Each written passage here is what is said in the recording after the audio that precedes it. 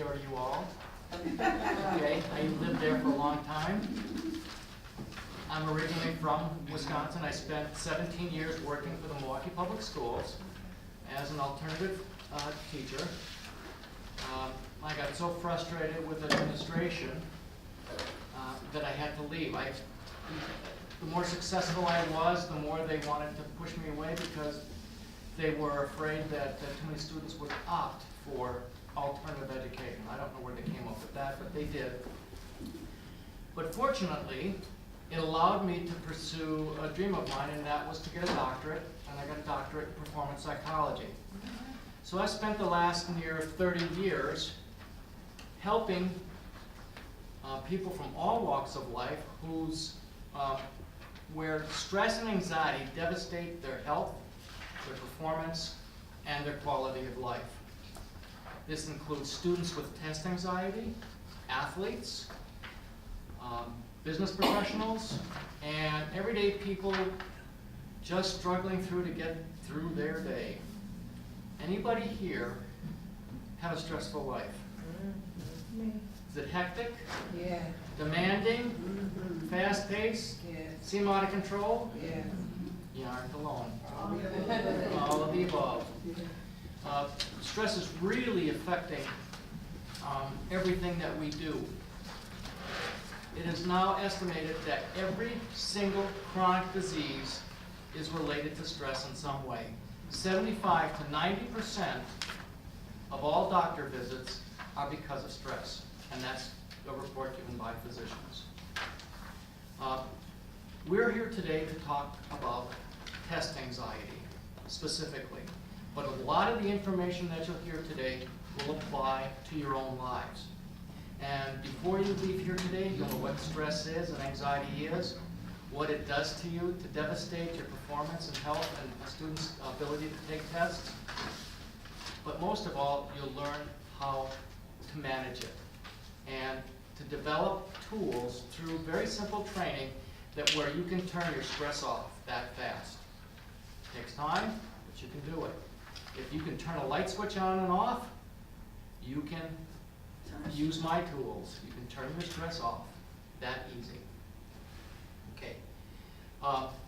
Test anxiety is reaching epidemic proportions worldwide. Nearly 40% of all students worldwide are experiencing test anxiety to some degree. Now, that degree could be moderate or it could be severe. Symptoms of moderate test anxiety would be a student making what appear to be careless mistakes. Okay? Somebody who's experiencing a severe case of test anxiety, they will have a panic attack, blank out, space out, or completely freeze where their brain shuts down completely. So it can be very devastating. Now, you can use the DSM-4, which is the diagnostic and statistical manual that the medical profession put out to diagnose test anxiety. But it takes 6 months of somebody experiencing test anxiety before they will make a diagnosis. Well, you don't have to wait that long. Test anxiety is very easy to identify. Some of the symptoms would include headaches, upset stomach, nausea, vomiting, diarrhea, shortness of breath, pacing, fidgetiness, lightheadedness, fainting, rapid heart rate, butterflies, dry mouth, tension, blank stares, and body ache. Anybody here ever have test anxiety? Any? Myself as well, and my children. Okay? It's interesting that I spent 17 years teaching in the alternative educational system. None of my time teaching, nor my preparation for it, did anybody ever talk about test anxiety. Okay? Test anxiety is not a character flaw. It is not a sign of incompetence, a sign of ill-preparedness or lack of intelligence. the majority of students who experience test anxiety either have learning disabilities or are in classes for the gifted. So it doesn't make any difference how intelligent you are, you can experience test anxiety. Okay? Test anxiety is the cognitive component of stress. Okay? Cognitive meaning it's what we worry about, what we fret about, what we think about constantly, and what our anxiety does is it triggers a stress response. Now, stress is a physiological reaction to threat. That threat can be to your life or to your expectations for how you believe life should treat you. Okay? Your subconscious mind doesn't know the difference between what's real and what's vividly imagined. For example, did you ever go to a scary movie? Mm-hmm. What happens when you go to a scary movie? You get scared, right? You might cower, you might cover your eyes, you might grip the handrails tighter, your heart rate starts beating faster. Okay? You might even scream. Okay? That's because even though your conscious mind realizes that what's on the screen is not real, your subconscious mind thinks it's happening right here, right now. Okay? And the subconscious mind is 1,000,000 times more powerful than the conscious mind. In fact, we only use our conscious mind about 5 to 10% of the time. Everything else is a reaction to what's happening in life. Okay? That means that we're reacting before we have a chance to think and to evaluate whether how we're acting at that time is to our best benefit, or is working against us. Okay? When we experience a threat to our life or to our experiences of modern day life, it triggers our fight or flight reflex. Okay? This is a primitive, powerful instinct that was designed to save our lives when we are physically threatened. Okay? But our nervous system reacts exactly the same way whether our life is being threatened or whether our expectations for life are being threatened. Okay?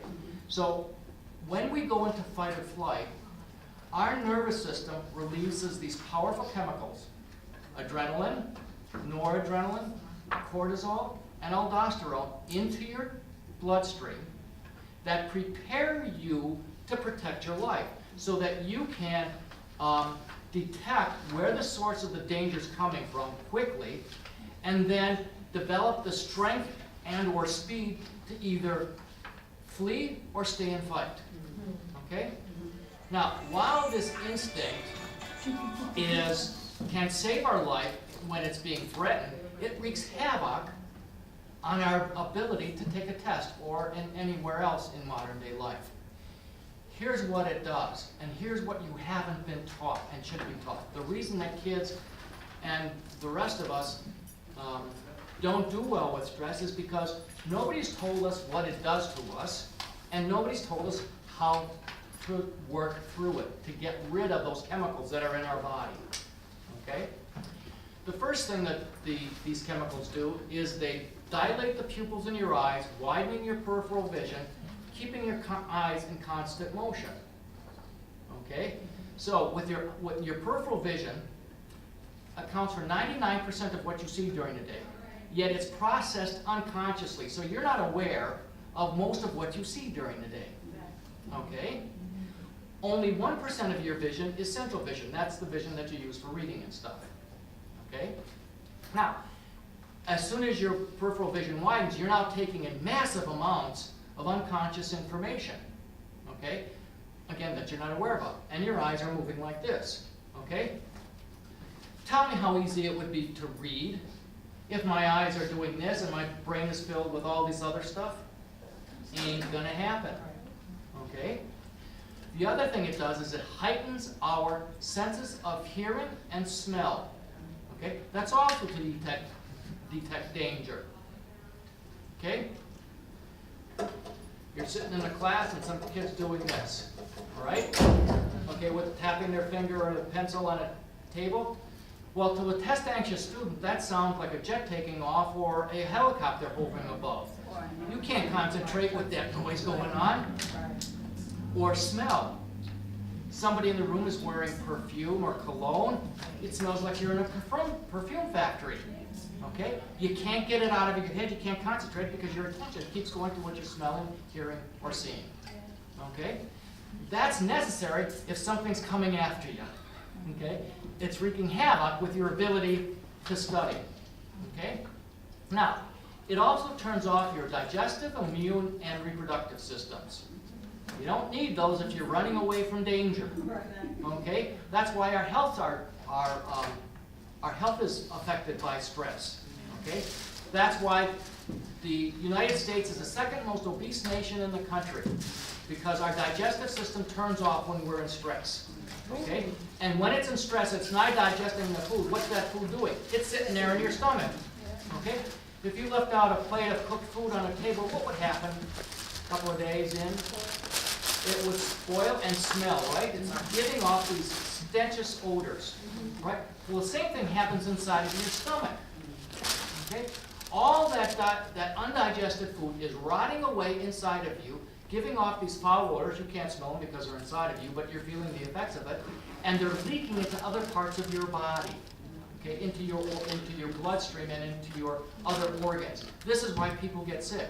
Plus, your immune system is turned off, so it can't deal with the health issues that are occurring because of the lack of digestion.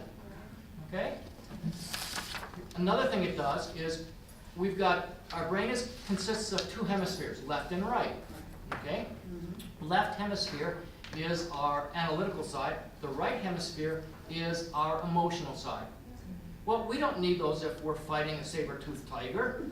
Shuts them down. You don't need to control your thinking. So if you're stressed out and your brain is doing like this, like a hamster on an exercise wheel, you get all these thoughts going through your head, you can't focus. And you can't control your emotions. This is why people go into rage. Okay? And students with test anxiety, they're completely frustrated. Why? Because they know the material, they memorized it, they understand what to do, but they're looking at this page as if they never saw it before. And they don't know what's going on inside of them to control it. So they're frustrated, they get angry, they get sad, they get depressed. Okay? And they can't control it. Okay? Another thing it does, shuts down your memories for all intellectual and physical skills not required for survival. So, if you had a list of things that you had to memorize for a test, gone. You can't find it. It's still there, but that filing cabinet is locked. Okay? Your higher cognitive powers are also cut off. Okay? You don't need to do algebra when you're running from an animal that's looking to eat you. Okay? So this is what goes on when a child goes into test anxiety. Okay? And so that's the fight mode that we're in? The fight mode. The fight or flight. Doesn't matter. Okay. They both do the same thing. Okay. Okay? Thank you for the question. Excellent question. Yeah, people think that one mode is better than the other, but it isn't. Okay? If you're fleeing for your life, you've got a choice between running and staying and fighting, and you'll end up choosing the one that gives you the best opportunity to survive. Okay? But when we're experiencing a modern day stress, the same chemicals are released, and there's nothing we can do with it. Well, we can do about it, but if we don't know that there's anything we can do about it, then whether we want to stay and fight or run away doesn't matter. Those chemicals, those are the same chemicals inside of our body. In fact, one of the main characteristics of test anxiety is avoidance. Okay? Why go to classes where you know you're going to fail? Why study for an exam that even if you know the material, when you get into the testing room, your information is gone? This is why kids drop out, why they don't go to school. I worked in alternative education, and I saw this, although I didn't know about it at the time. Okay? okay? It wasn't until many years later that I identified it, because nobody told me that this is what was going on. I could have made a much bigger difference in these children's lives Yes. had I had access to this information. Okay? Okay, any other questions at this point? Okay? Yes. Okay. You know how to identify it. I gave you the symptoms. Okay. Now, let's talk about what we need to change it. Okay? It's very simple, and this is the crazy part, because you could have been doing this your entire life. All right? The first thing you need to do is stop what you're doing. Okay? What I'm going to give you is I call it the stress and anxiety deactivation routine, or SADR. Okay? It's listed on the handout that I gave you. Okay? It's basically 7 steps, and the first step is to stop. But when we're stressed out, we can't remember to stop. One of the things that helps us to remember to use the rest of the routine is practice. But I give people, my clients, some reminders to help them. I have a red band on, and what it says is, don't worry. Okay? Red's very important, because when your eyes see this, see the color red, it draws your attention. Okay? It reminds you that you're supposed to do something, and now you've got on words on here, don't worry. I also have a card, it's called the Stop Worrying reminder card. Now, I'll pass this around. I found this stop sign in Scotland on one of the streets. I took a picture of it and had a card made of it. And the card says, stop worrying, rather than just saying stop. Okay? When you have something like that, what my clients do is the stop worrying cards, they keep in their bathroom, next to their bed, in their car. Students keep it in their locker, they keep it in their wallet, they keep it anywhere that they can see it. Why? Because it tells them to practice. The practice takes 30 to 60 seconds, so that you get enough practice in during the day to remember to use it and for the routine to be as effective as possible. Okay? So step 1 is stop. When we get, I'll take you through the training of each of the steps, and then we're going to do the steps. I'll take you through each of the steps with a complete routine. Okay? Second step, close your eyes. Now why? Remember what I told you happens to the eyes? Okay? They're moving around, your peripheral vision is wide, your pupils are dilated. As soon as you close your eyes, your pupils constrict, your peripheral vision narrows back to normal, and your brain no longer, and your eyes stop moving, and your brain is no longer processing visual information. Okay? So now your brain is quiet, and your eyes are quiet. Okay? And that leads us into the next step, and that's to breathe. But you have to breathe correctly. What happened when our ancestors were threatened? They either ran or fought. What happens when we run or work really hard to our breathing? It gets deeper and it gets slower. When we're stressed out, our breathing becomes very shallow, it becomes very fast, and it becomes very erratic. We may even hold our breaths. Okay?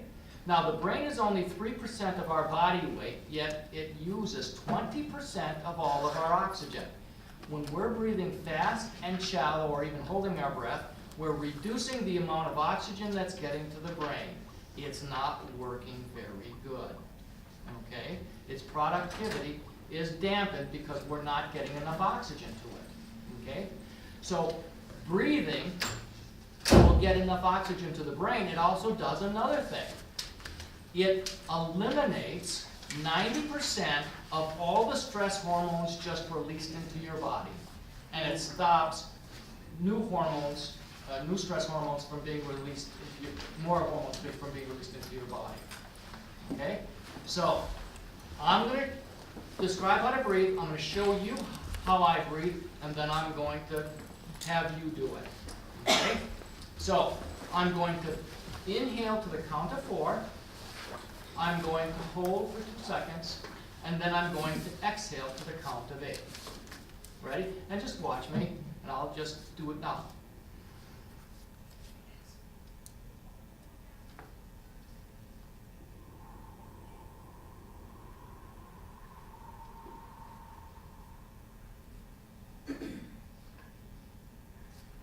Okay? Very slow. I want it to be like a balloon and that I'm completely deflating. I want to get rid of all those stress hormones that are in my blood through my breath. Okay? Martial artists use this kind of breathing, and they say they want to breathe into their toes. Okay? So we're going to pull all that oxygen out. We're going to get all the chemicals out, and we're going to pull the oxygen in. So now if you can close your eyes, and just, I will tell you when to start inhaling, and just inhale to the count of 4. Through your mouth, you said, or through your nose? Through your nose. Okay. Ready? Inhale. 1, 2, 3, 4. Hold. 2. Exhale. 1, 2, 3, 4, 5, 6, 7, 8. Okay, how was that? Does that help? Yes. Okay. Now, if you're really stressed out, you might feel a little bit lightheaded. Okay. Now, that got rid of. You weren't really stressed when you came in here, but you felt more relaxed, right? Okay. It has an even greater effect when we are more stressed. Now, if you do this during the day, okay, all those stress hormones that have been accumulating in your body over years, you begin to purge. Because those stress hormones accumulate in your body because they don't have a natural way to dissipate. Okay? You can't get into a stressful situation and start doing jumping jacks to get your breath up, right? Okay? So, deep breathing helps you get rid of that. And we will get rid of a lot of stress hormones by taking deep breaths throughout the day. Eventually, you start breathing like that all the time.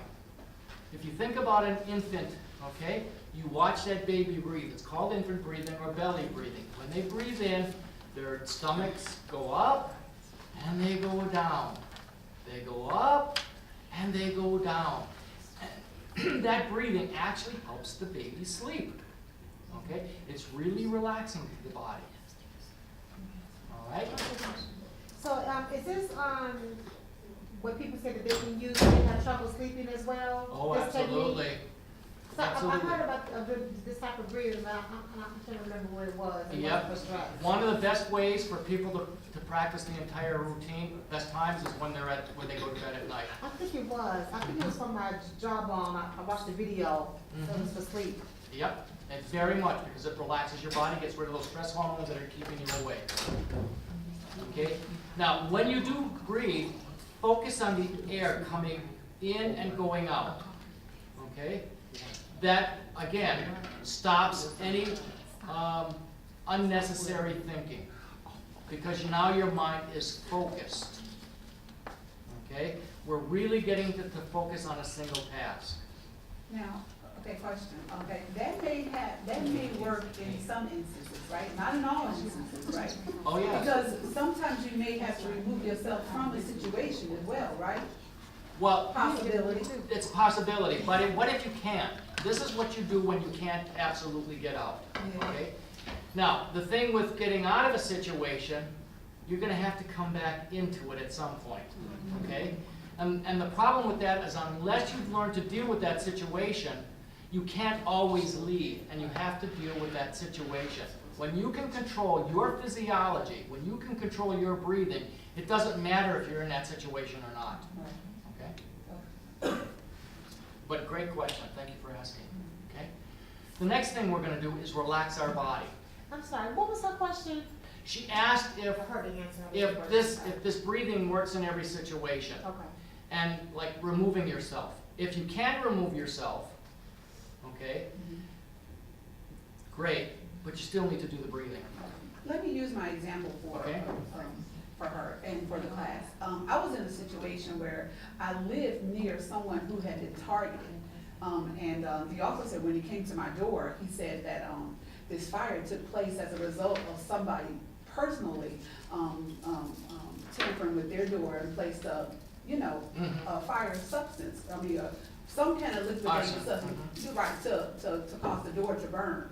And I lived very close to this person, so my first notion was, perhaps they're coming back for them. That's right. I lived right here, and all of a sudden, I started having this anxiety, because Right. when the police officer came to my door, and he says, well, if you see anything, unusual, can you, Correct.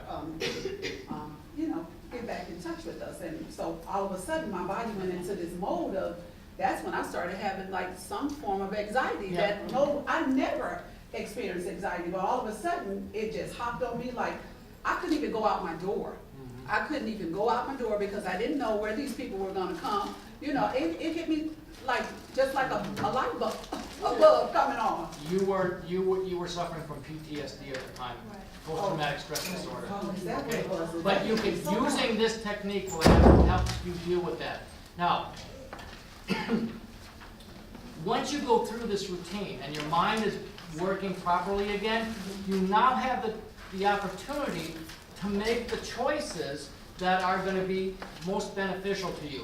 So if you say, oh, I need to leave, yes, you need to leave. So I did it in a movie. Oh yeah, absolutely. That's why I said it does it all ways work in every situation. But it will help you deal with the anxiety.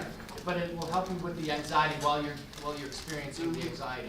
Yes, you have to make choices, but you want to make those choices when your mind is working at its best, just like a student in school.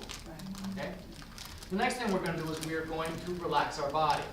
Our body tells us when we're stressed out because we hold tension. That's step 4. Yes, step 4.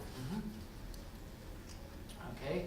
Now, I'm gonna go from head to toe, and we're gonna relax different body parts, and then when we do the routine, you're just gonna say the word relax. Now, every time that you relax a specific body part, I want you to say or think the word relax.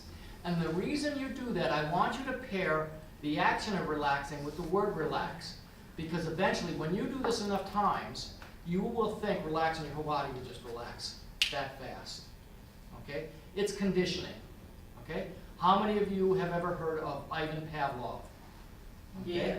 Pavlov's dogs. Yeah. Okay? Right. He noticed that dogs, when they were fed raw meat, salivated.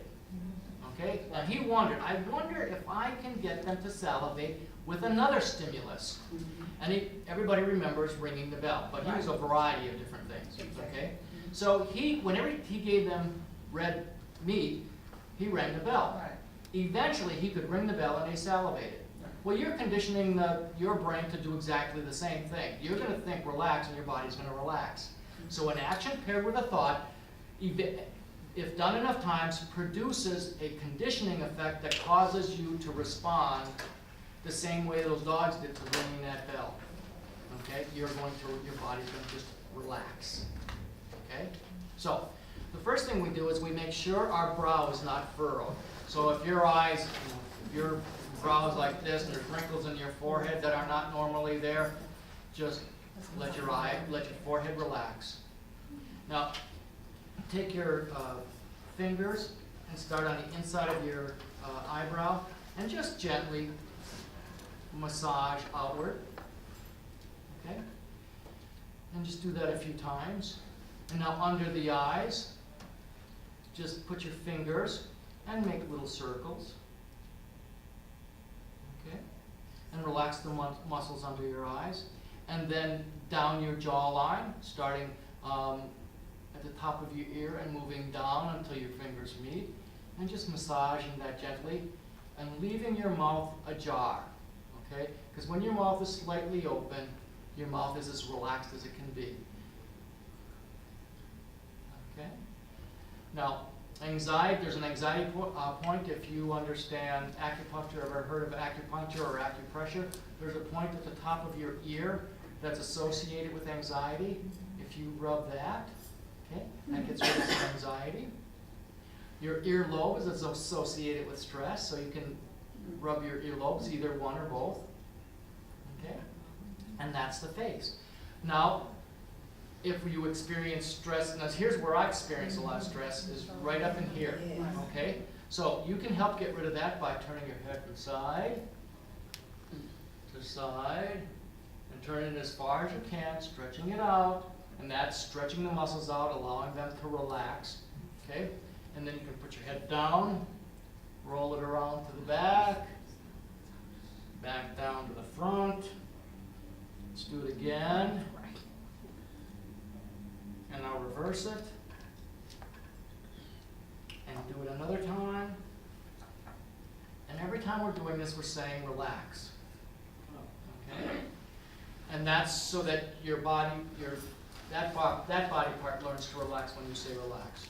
Now your arms and your shoulders, if you get tension up here, you can just rotate your arms, okay?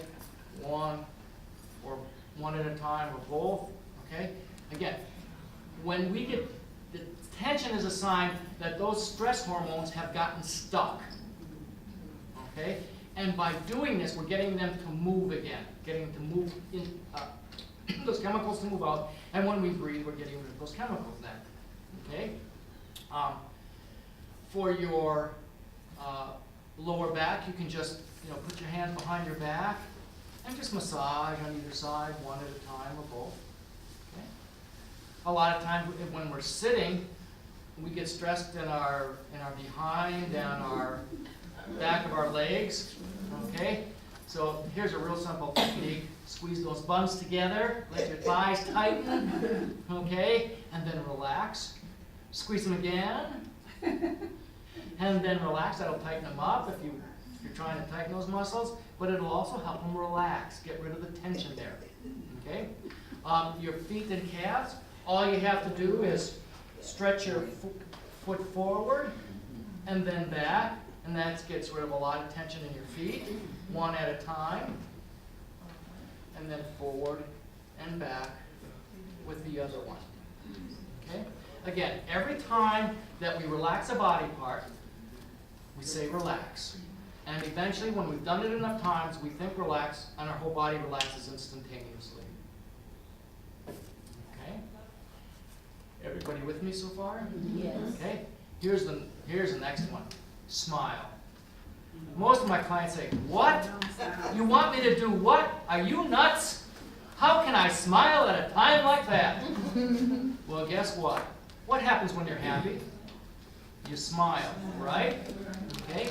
And when you're happy and you smile, endorphins, serotonin, and dopamine, which are body relaxers, are released into your bloodstream to relax you and make you happy, right? Well, the reverse is also true.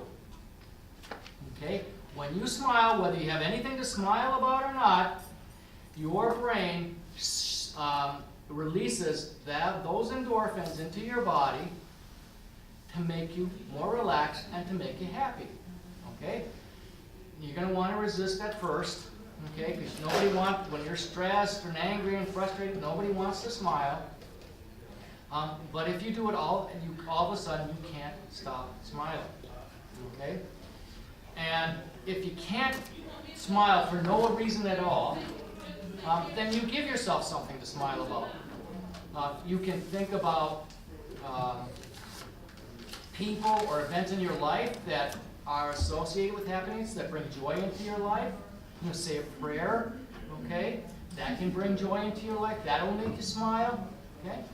But I like the next technique the best. So it doesn't matter how you smile, just a little smile, or should it be like a bigger smile? If you can, the bigger your smile, the more endorphins are released into your body. But any smile will work, okay? The next technique I developed from watching my son watching He-Man and Masters of the Universe. That's an old one. Oh yes, you can tell how old I am talking about my son then, right? Okay? But he used to run around the house yelling, I am the power, I am the power, I have the power, right? And I would do it with them. Okay? Guess what we're going to do right now? Okay? Everybody here is smiling when I just did that, right? You're looking at me going, man, is that guy foolish, right? Okay? All right? Okay? So, you're going to do it with me now. All right? Ready? I have the power. I have the power. 3 times. I have the power. I have the power. I have the power. How do you feel? Great. Right? Okay? Now, Ready to take on whatever we need. you can't do that in public very often, right? And your child certainly can't do that in school. Right. All right? You'll be getting a call quite quickly.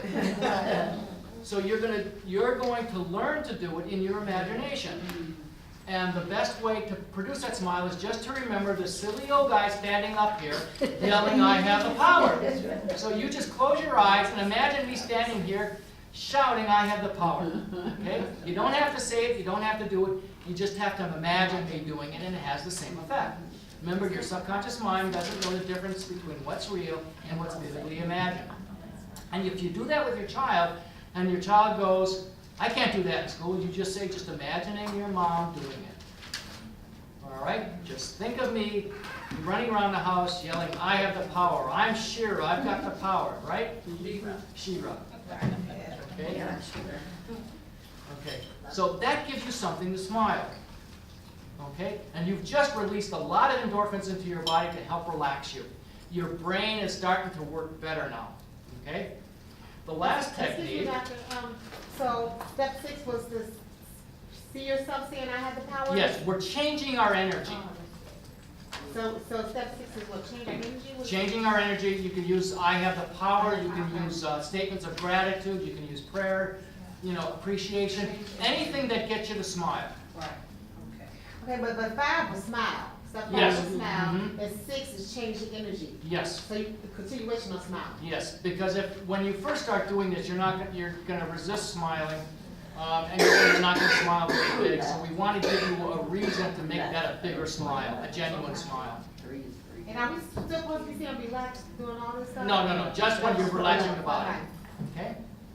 The last step is to coordinate the eyes with the brain to activate our thinking and emotional control centers, as well as our higher cognitive powers.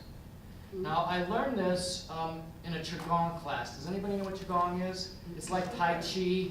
It's a martial art form that has nothing to do with martial arts. It's just to do with beauty and relaxation and healing and things like that. Okay? And they called it a sideways 8.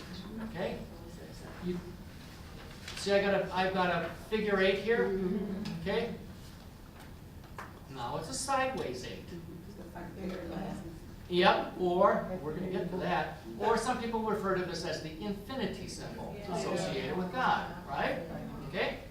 So, we are going to control our eyes and our mind all at the same time. We take our finger, we start in the center, and we go up in either direction. I'm going to go to the right, and we watch as our finger traces all the way around the 8.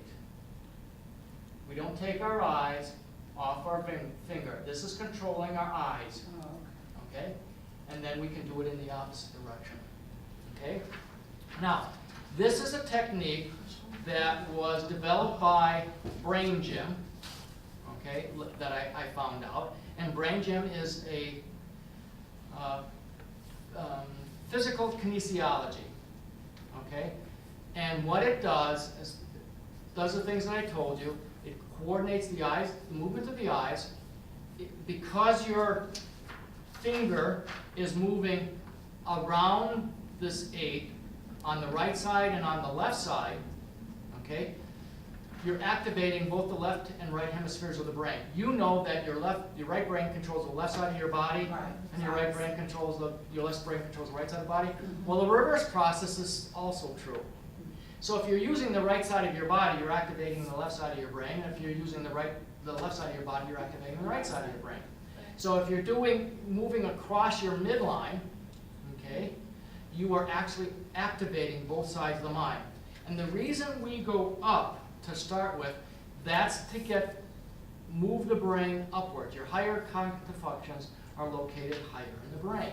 So if you need to use analysis, deductive or inductive reasoning, making inferences and things like that, you are actually getting those things activated. Okay? That's it. That's the entire routine. Once they finish the routine, they then ask the question, what is the task at hand? What do I need to focus on? If you're in school, it's the next question on a test, or a question that you can answer. If it's everyday life, it's what you're doing at that moment. And then you open your eyes and bring yourself back into the world. Okay? Any questions? I'll do some. I'm sorry. So step 7 was coordinate the movements to the eyes to activate both sides of the brain. Yep. And we do this by controlling our eyes. Yep. Controlling our eyes and our mind. Controlling our eyes and our mind. Okay. That's why the eyes follow the finger. Okay? So let's do the entire routine. I'll repeat the steps, and you just perform them. Okay? So we don't need I'm your stop, because I'm telling you to stop doing what you're doing. So close your eyes, and just breathe slow and deep. Take 2 nice, slow, deep breaths.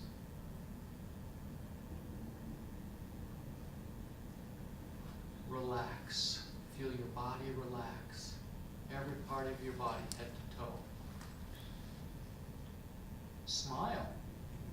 Okay? I have the power. I have the power. Bigger smile. I have the power. I can do it. And now just imagine that figure 8 and feel your eyes move around your eye sockets as your eyes are moving inside your closed eyes. So you don't have to do it on paper, you can do it in your mind. So just use your eyes as figure 8 and just, yep, imagine your eyes, you're using your finger around your eyes. Because again, you don't want to be doing this out in public. I do, but. Okay. Look at that guy. Strange. Well, I think I'm strange. And they start moving away from me, right? Yeah. That's it. That's the routine. Now, the more you do it, the faster you'll be able to do it. Also, I have clients who will do it 60 times a day, months on end, every day. And within 3 months, they tell me that in the time it takes to close and open their eyes, they've completed the routine, and their body does it instinctively. Okay? Right now, when you get stressed, your body goes into fight or flight. The next time you go into stress, not the next time, but with training, I want your body to react with this routine to relax you, to activate all of the powers that you have in your mind rather than pulling them out. If you do that enough times, you will react to stress this way instead of the way that you have in the past. What this is called is neuroplasticity.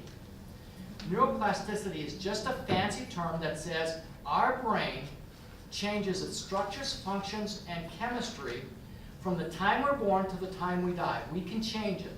Now, if we change nothing, those memories that we have in our head get stronger.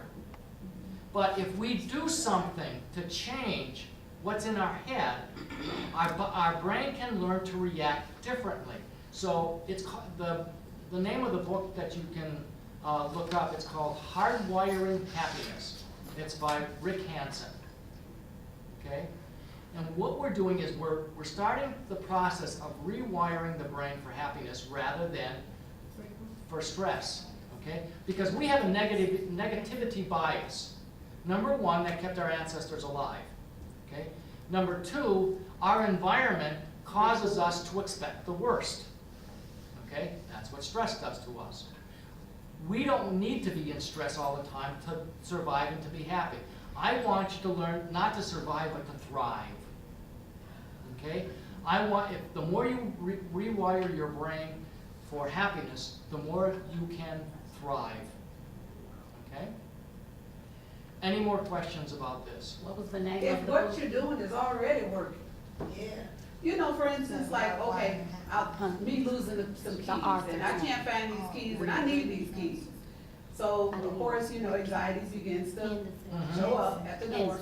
And Thank you. there's nothing you can do about it. I've searched the house, I've tore every pillow up and turned aside everything in the house, but I can't find those pillows. So then I bring myself, as you say, I do that style. Mhm. And I say, you know what? I'm just gonna let them go. There's other alternatives. I can't go where I need to go right now. I'm just gonna have to wait it out. And those keys will come up. I know they're here. Yep. There's nothing I can do about it. And that's, you're slowing down your breathing, you're taking control of your physiology. I'm doing it very deliberately because a lot of people don't have that option, okay? And a lot of people will just say, you know, we'll do that, but then they'll still think, where are those keys? Because we're very obsessive with our thoughts, okay? We may want to do that, but it may not work. If it's not working, you can do this. Because you said you had to, you know, you looked everywhere. What would have happened if you would have used this when you first started looking? You might have found them sooner. So, I can't promise that, but it's an option. Because after you do this, your brain will start working, right? Oh, yeah, It's shut down. it's shut down. Then it start working. It I have starts one more working. quick question. So the infinity separation, if we can't do it with our eyes open, is that better? If you can, yeah, it's not It doesn't better. matter? If It you doesn't do matter. Okay. No, it doesn't matter. I've worked with professional golfers, and, you know, when they're looking out into the fairway, they see all the hazards, and they need to focus on a specific target. Well, they use this routine to help them get their eyes controlled so that they can focus on a tree or a bush or a sand trap, okay? And they certainly aren't gonna do this, you know, playing a professional tournament, okay? So I know that this routine works with your eyes closed and just imagining doing it in your mind rather than with your body, Right. okay? Okay. Now, the best time to practice this is at night when you go to bed. As the lady at the back table said, it helps you sleep. Okay, it can induce sleep because it relaxes you. The only thing that I would leave out are the last two steps if you're just looking to relax yourself when you go to bed at night. If you're doing it with students, children, have them do the routine with you.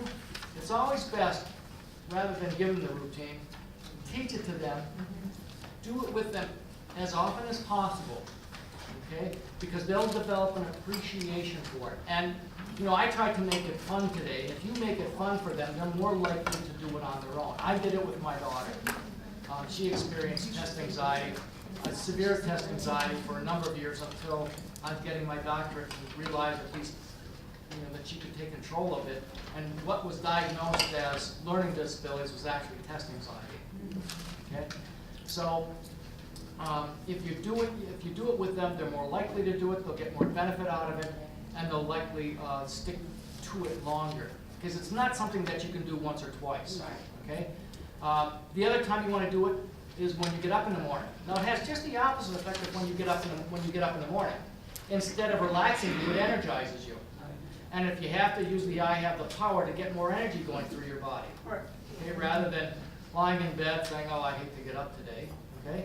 You use the routine to help you get going. Okay? And then, of course, if you've got, you know, something like this or like this, you've got a reminder to use it all throughout the day.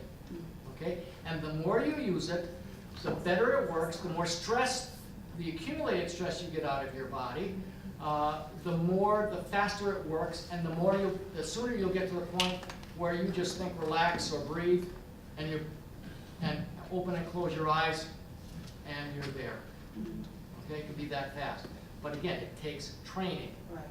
Now, because you've had the training and you practice it quite often, it's a part of you. Anxiety still shows up. Oh yes, Okay, but in that event, you know what to do. Yeah. You know how to dress it like before even coming to speak before us. It still Absolutely. showed up. I'm correct? Absolutely. I used to be afraid, I couldn't even read in front of people at one point. Right. Okay? No, I love getting up in front of people. Go ahead. Okay, so, I have two quick questions. So you said that we should get something red.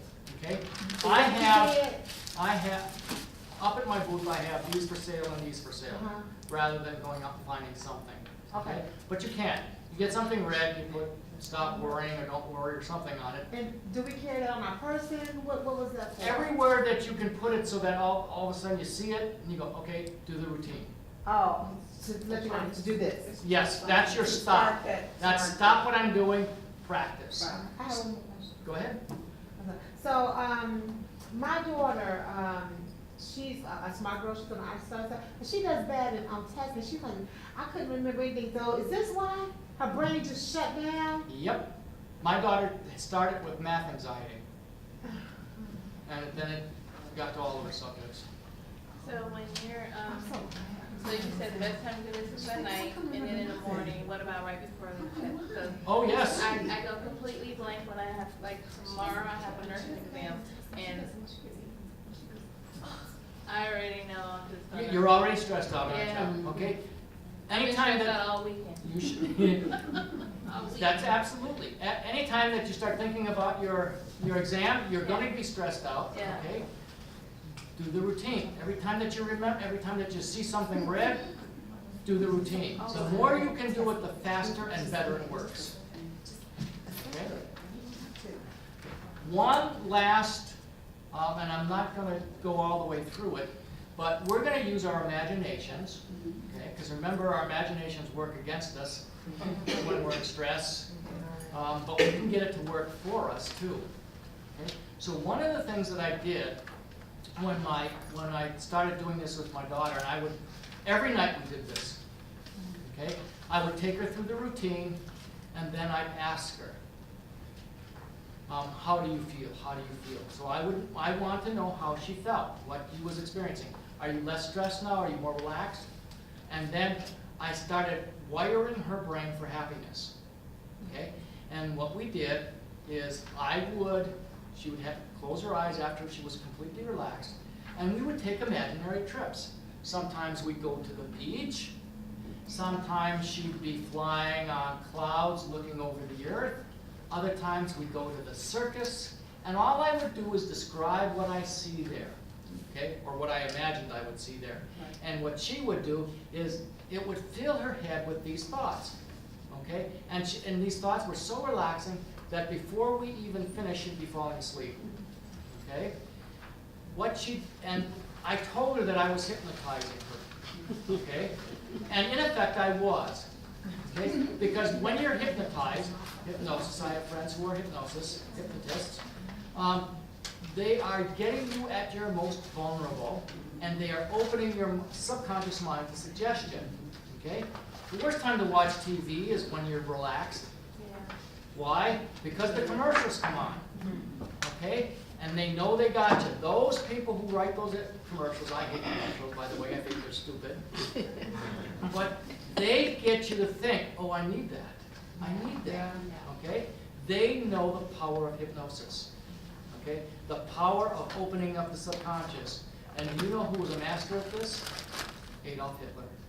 He hypnotized an entire nation, okay? Now, you're going to use it for good, okay? You're going to use it to relax yourself, to wire your brain for happiness. And another thing you can do with your child is you can get them relaxed, and if they've got an upcoming test, I want you to think about that test. And as soon as they start thinking about that test, what happens? You get, oh, yep. Yeah. So then you take them through the routine again, and then once they are relaxed, and then I have my daughter imagine she was taking the test, okay? And she's taking that test, okay? And not the exact test, but just the testing situation. And I say, okay, now imagine that your teacher's handing you back your test paper, and you look at it, and it's an A. How would you feel? Excited, right? Now your brain is learning to anticipate success. You are wiring your brain for success. And you can do the same thing with overcoming past failures. If you take a child back or yourself back to a situation where you experienced failure, okay, and you're going to get all stressed out, okay, and you relax yourself.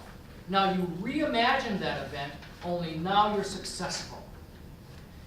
Now, your subconscious mind doesn't judge whether information is correct or not, but what it does is it compares new information to old information. If it's different than the old information, dismisses it. If it's the same, it accepts it. But the more you do this, all of a sudden your subconscious mind goes, oh, I'm successful, I'm successful, I'm successful, I'm successful. And it starts to believe it. It starts to accept it. This is why I don't use positive thinking, because your subconscious mind dismisses it. I want you to use routines that help your subconscious mind accept new information. And when you are relaxed, your subconscious mind is more vulnerable. It's open to new thoughts. And you can implant those new thoughts just like a hypnotist would, over and over and over again. And eventually your brain is hardwired for happiness and success rather than for fear and failure. Okay? Any questions? Go ahead. So, just to be more clear, so to wire ourselves about happiness, even our children's life, so after we do these 7 steps, then we can start putting the good thoughts and good, taking over places and, reconstruct, that's when we do that, after we do these 7 steps, when we have our daughter, we have our children in that state. Yep. Then we wire them to think. When I did it with my daughter, we spent a week just using the routine. So she got comfortable with it, and I knew that she was relaxed. Once I got her relaxed, then we start implanting new thoughts and for success and for happiness. And I actually use these same routines. I happen to be a director of an after-school program in North Carolina, and we had a lot of students with learning disabilities. And when talking to the parents, I found out that these students were actually test anxious. Okay, because again, children with learning disabilities are more susceptible to test anxiety than other children. And so I started using these routines with them and their parents. The parents had to be there. I wasn't going to do it on their own because the parents had to continue what I did. Okay? And they told me their test scores just kept going up and up and up. Now, when I first started doing it with my daughter, I didn't have her see an A there because she couldn't believe it. Okay? Because she was getting C, C minuses, and D's, and that wasn't acceptable to her. It was frustrating for her knowing that she was better than that. And so she could see a B. Okay? So we made this progression from B to B plus to A minus to A to 100%. And when she started seeing that, she didn't have to manufacture excitement. Thinking that she could be successful would produce excitement enough for her. Yes? I actually have 2 questions. The first one is, if I were to bring this back to the teachers at my school, or just maybe LS, the reason I actually attended the seminar is because my son, he can have his whole spelling list memorized, and he'll go in and come home with like 9 of them wrong. It's ridiculous. Right. And I know that he's had test anxiety, and so in the past I've asked the teachers, please sit separately with him, remove him from any distractions, sit with him and just keep, redirecting him to stay on focus. And it has helped. But my point is that I would like to bring this back to his teacher and say, hey, why don't you try this with your whole class? Would it work on a large group, on a whole group setting? Yep. This is what I do. I come to events like this, I speak for free, and I will come to your school and I will speak for free, and I will go through the training with them. Okay? Why do you speak for free? Because I come with product. Gotcha. Everything that we talked about today and more is in here. It's all the information is in my books. Okay? And the conference special this time is $20. Okay, I've got them up at my booth. I have a booth on the 5th floor across from the crystal ballroom. Okay, but I want to train, and if somebody wants to go further with this, like half-day training, then we come up with a. Well, I just personally think that, I mean, in schools, there's so much pressure put on tests, and, you know, there's so much accountability, and, you know, you have to close the achievement gap and all this stuff, and it's a big thing. Absolutely. And you know, at my school, it's a lot of, you know, emphasis put on the test scores. Mhm. And I understand. I even understand why that is the case. But I think that if teachers could help students take the anxiety out, they'd have more success in general. Absolutely.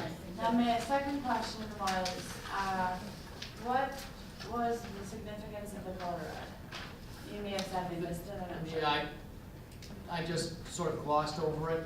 The color red activates the cones and rods in your eyes to a greater extent than any other color. Okay, and it really targets your central vision. Okay, so it brings your attention. So when, like, there's a red light on the camera over there, every time I look over at Lucas, I happen to catch the red light, and I'm staring at the red light. Okay, that's why they also tell you, if you drive fast, don't drive a red car, because the cops can just catch them. Okay, they see the white one going fast, but it just doesn't seem to be going as fast. Okay, so the color red is really attractive to the rods and cones in our central vision. Okay, as I said, I've got some books here if somebody is interested. If they're $20, I've got more of these. They're 5 for $5, 2 for $5 for these. If you want to come upstairs to the booth, or we've got a few minutes here. Also, take my card if you think this would be helpful to your students, to your schools. But you're only in Wisconsin, right? We can work something out, because I do travel. So we can work something out where I get, traveling expenses to come down and do the training. My goal is to help students. So do you like do, you know how they do the ACT prep? Do you go and like prep, cause it's gonna usually be good to go to like the, from weeks they go for prep, then you could go and, do that. It should be done, about a month before they're gonna test, so that they have the opportunity to work on this daily for the time before they take their test. But what I do is like with my daughter, we started using it before she had like quizzes and tests that weren't as important, or that she didn't think were important, to see the effect that they had on them. And then we progressed to the end of year tests, the ACTs, the ACTs, PSATs, all those tests that they have taken. And I don't know if they're doing it here, but in North Carolina, they had to take like competency tests, like after first grade, after fifth grade, after eighth grade. They're doing that to see what level you're at.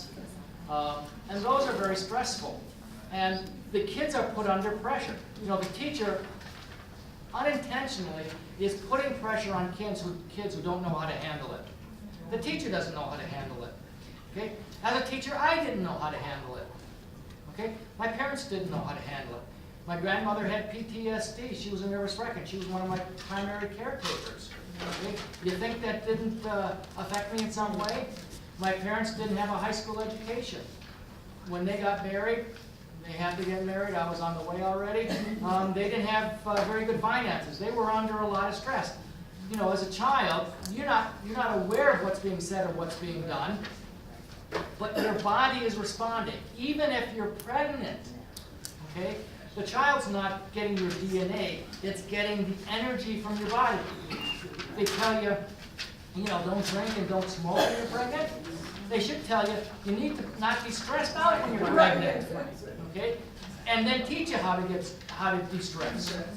Okay? So I know our focus was on test anxiety, but this works. Yeah, I actually have a book called stress to success, information tools and training for adults. Okay? If you'd rather have that one, but, and there- What's the difference between that one and this one? This one, there are additional techniques. The sideways 8 technique is specifically to get your attention right here. Okay? There are other tasks in life that require different kinds of attentional focus. Okay? And there's 4 different types of attentional focus. One is external and narrow, like with reading, targeting, or attention to fine detail. One is internal and narrow, and that's to target a different part of your body. Internal and wide, which is de-stressing, and then external and wide. Athlete, like football player, would have to have, like a quarterback, he has to see the entire field, okay? And also not get too stressed out at the time. So I have different techniques in that book that, depending on the type of task that you're engaged in, you would use different techniques other than the sideways 8.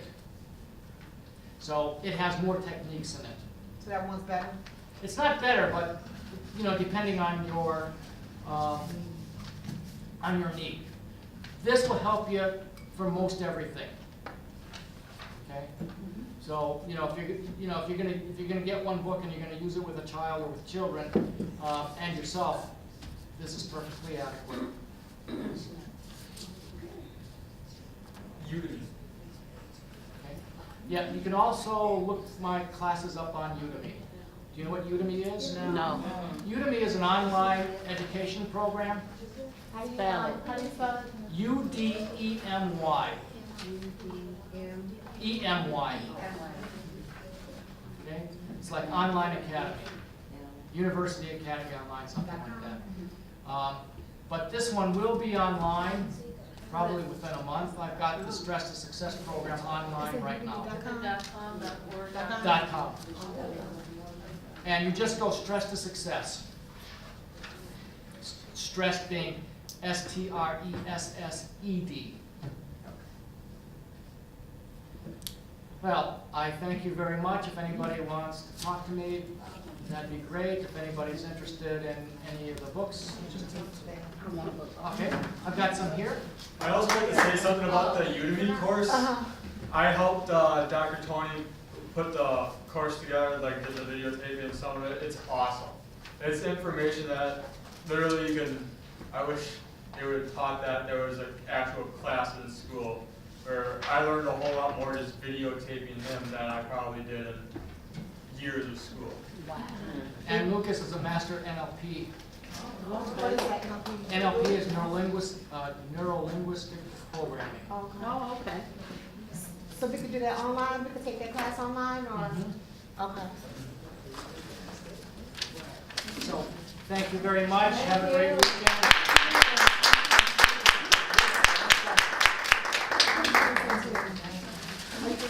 And tell your friends about me. Anybody, I will go almost anywhere to talk because I'm a bit of a ham. I'm an introvert that likes getting on stage.